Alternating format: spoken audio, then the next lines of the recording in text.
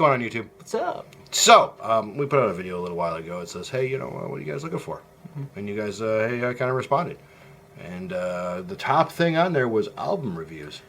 Yes, which we've done album reviews in the past, just not to a greater extent. Yeah. I think most of them kind of were shipped off to Patreon, I believe, right? No, a lot of them are on here. Oh, never mind. I don't do anything. Cool. So, it's all sorts of order. So we did that, and then Metallica was nice enough to drop an album for us. Yes. Which we, you know, you can't tell us differently. They dropped it just so we could do this review. Yes. They dropped it specifically for us because they were like, we want to hear what those two idiots have to say. Because Metallica definitely does not know us. So, 72 Seasons came out. Yes. We listened to it, because that's what we do. And then we figured, hey, we should probably talk about it. I mean, it is Metallica. Yeah, it is Metallica. So we're going to do that. Yeah. So, I guess, initial thoughts. What do you got? It's a Metallica record. It's exactly what I thought.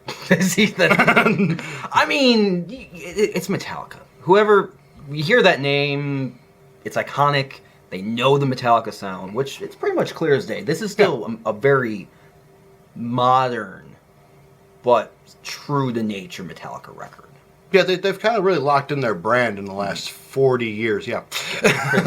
But obviously, it's still kind of weird hearing like the more modern production on a Metallica record, like the triggers and. I can definitely hear. I'm pretty sure that there was a lot of guitar simulation too. Yeah, probably. Something like amps and plugins. Yeah, sure. Like but I mean, I don't know. You know, it's modern technology. It definitely. All right, I'm going to say something that people are not going to like. Oh boy. This should have came out when Load and Reload came out, and Load and Reload should have came out now. Stick with me. This is the highlights of that Load Reload kind of bluesy, Artistic. more bluesy, more groove oriented Metallica, right? Yeah. But they've kind of folded it into the old, you know, Master of Puppets and the thrash, right? This is a good blend. Mm-hmm. That should have came out back in like the 90s. Now, most of us Metallica fans have families, jobs. Older. Yeah, obviously. that kind of thing, right? Now is when we bring out Load and Reload. Because we can put that on and put the kids to sleep. I mean, from what I can recall, those albums were very polarizing. Yeah. So it does make sense. This does kind of seem like, to your points, this is like this was the album that needed to bridge, that part of Metallica's career. Yeah. Then it makes sense to do it now because we're in the age where genre walls are essentially getting broken down. Yeah. It makes sense for that to be released. I think now. today's society would have took Load and Reload better. Yes. So, and Lulu, which. No, I don't know about that one. But I'm saying, like, now. Now Metallica's at that level now where they can literally put out anything and we're all like, hey, it's Metallica. Yep. They have nothing to prove anymore. Like, they really don't have anything to prove. They don't really have to put out any music. They're at that level. Yeah. But they could just go on like 15 tours and just play the hits and still sell out stadiums. Yeah, I think the Black Album is still raking in record sales. It's still on the Billboard. Yeah, to that point. It's a classic album. Yeah. Oh, and then Stranger Things brought Master back. Yep. So, Metallica is, never gonna die. Yeah. But they're our generation's Kiss. Yes. Yeah. We're gonna have 15 farewell tours. Oh God. But even though they don't necessarily need to put out music, they are. They still are because I think it was during when they released Hardwire because there was a big gap between that and Death Magnetic, I believe. I think James won a record saying like, why did we wait so long to put out a record? Because they were questioning like, why aren't we making music? I mean, they were busy. Yeah, they were busy. I mean, James was shopping at Armani and being a meme lord. That's true. When you're so metal and then you have to. Yes, I know I know the memes that you're going for. And Lars was busy buying a new snare drum, so. Yeah. Not the trash can, right? Yeah. Okay. So, but no, it's still that point. Like, I appreciate them as artists and musicians for actually being like, you know what? put out music. Yeah, Like, this is what we do. What's stopping us? This is what we do. Yeah. No, and they embraced it, and then we got Well, and two even great then, albums after yeah, that. and they're in the, and you know, and they're also, let's be realistic here. They are at that level where they could put out an album and it could tank, and no one would notice financially. True. But this is definitely a very cohesive Metallica record with a lot of like new blood thrown into it. Unlike the Slipknot record. Well, there was a lot of new blood in it. Yeah, there was a lot of new blood. Like, I enjoyed that Slipknot record. yeah, no. Which is weird because I was like, I was at 50-50 with that one. But that's a totally different one. That's my second favorite Slipknot record now. What kind of words? But You and me after the video? yes. But no, 72 seasons. Yes. No, Yes. Let's stay on topic. Start to finish, I really thought that there was a lot of great musicianship, a lot of great composition. James, he was like throwing all sorts of like vocal, talents on this one. Because I heard like so many different bends and like a lot more, distinctive vibrato. I didn't hear a lot of yaz. Yeah, I noticed that. I was going to say there was a very noticeable less yaz this round. Which is good on you, James. Good on you. That was one thing I did. There was a couple of greatly huzz. notice. Yeah. No, there's always like that. I think he's dabbling. Yeah, he's trying to like- figure out that new word. I need Man, I've been riding this train for 30 years. We gotta get keep something new. Like, I don't know, just like, haven't I already done that? Just do it. Bring it back. Just substitute it for like a couple songs and just go 50-50, And then there was just no yes in sight. Yeah. But lyrically, you could definitely tell that James was coming from a very serious and somber approach. He had a rough year. Yeah, he's had some rough times, and good for him though. He's been very open about it. Mm-hmm. Like hell, he even was open on stage at a show, which he got all like sappy dad on us there for a minute. A little bit, but he's human at the end of the day. He's a dad. He can. Yes, he can. But you can definitely tell, especially in some of these titles like "Screaming Suicide." Yeah. Which we covered here. Which we have covered, and I think that is actually one of my favorite of the singles. Yeah. The singles. That was the better of the Yeah. the singles. I say Screaming and Lux are still my top. See, Lux. I thought that was a great first single. Yeah, I'll give you that. It didn't stick with me. Once the record came out, I was like, yeah, you're moving down the list. But... Well, and plus as they put out more singles, because 72 seasons, that was the single too. Yeah. I think that was the last single of the record. And then, but yeah, if we go through this track listing here, there's a clear theme. Yes. Shadows Follow, Screaming Suicide, Sleepwalk My Life Away. Yeah. You Must Burn! Exclamation point. So we're serious there. Yeah. Lux Eterna, that's just an oddball.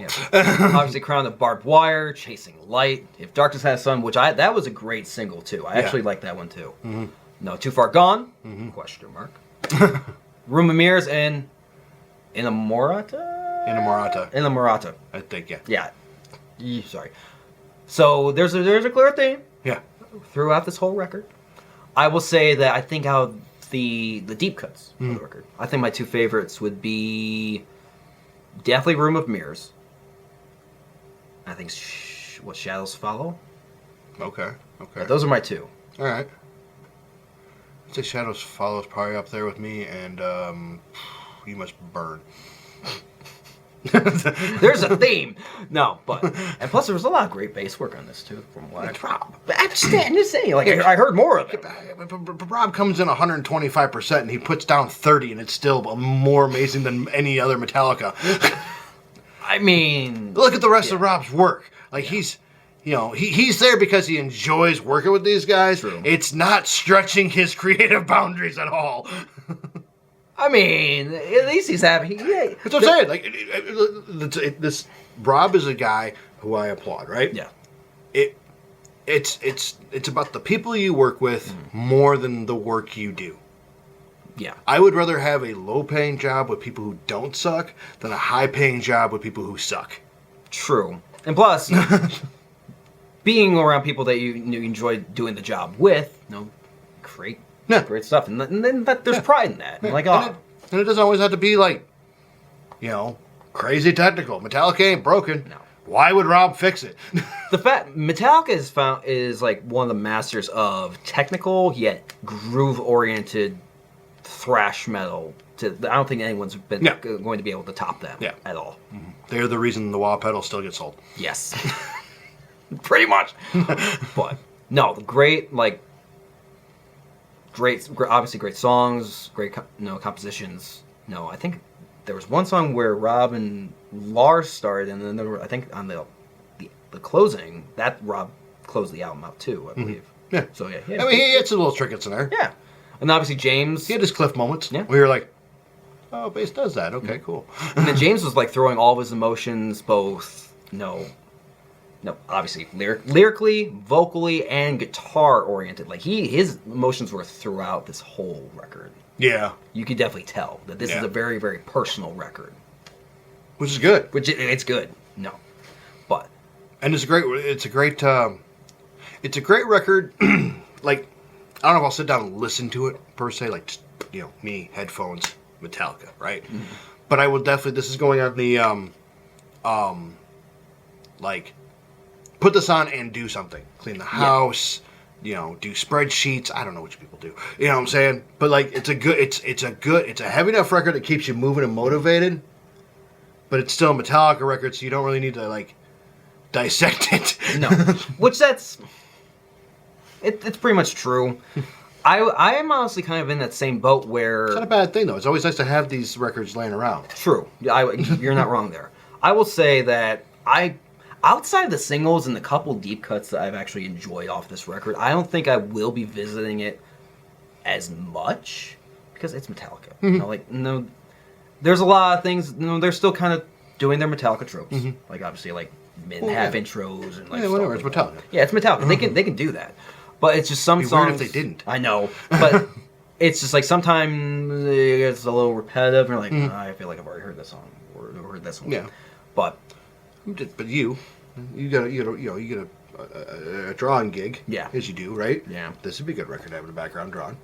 Oh yeah, I'm pretty sure. Like no, it's probably on the work list. I would be so focused and like next like I just like look up like cool, and then I'm jamming out a bit and stuff like that. So yeah, I would say this was definitely a work oriented album for sure.